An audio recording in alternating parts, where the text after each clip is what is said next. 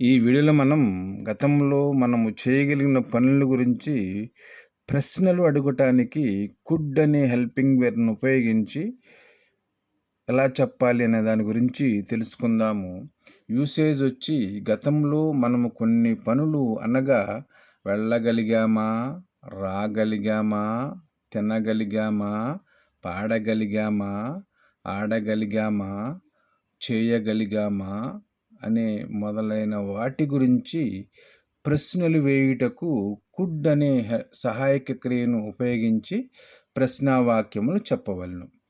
దీని యొక్క ఫార్ములా ఏ విధంగా ఉంటుందంటే could plus subject plus verb 1 plus other words or extra words ఏదైనా చెప్పొచ్చు అనమాట. ఇక్కడ కుడ్ ప్లస్ సబ్జెక్టు ప్రొనౌన్స్ ఏమొస్తాయంటే I, we, you, they, he, she, it plus verb 1.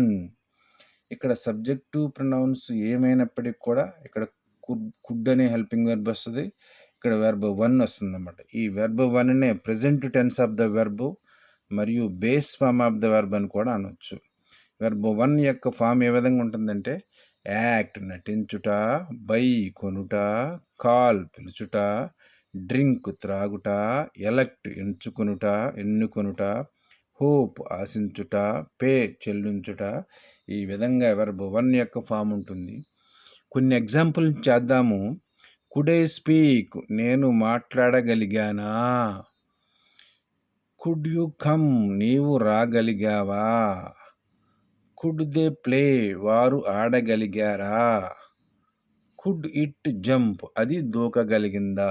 ఇలాంటివి మరికొన్ని సెంటెన్సెస్ మీరు ప్రాక్టీస్ చేసినట్లయితే గతంలో మనము చేయగలిగిన పనులను కుడ్ అనే హెల్పింగ్ వెర్బ్‌ను ఉపయోగించి ప్రశ్నలుగా ఎలా అడగాలి అని తెలుసుకోవచ్చు. Thank you for watching this video.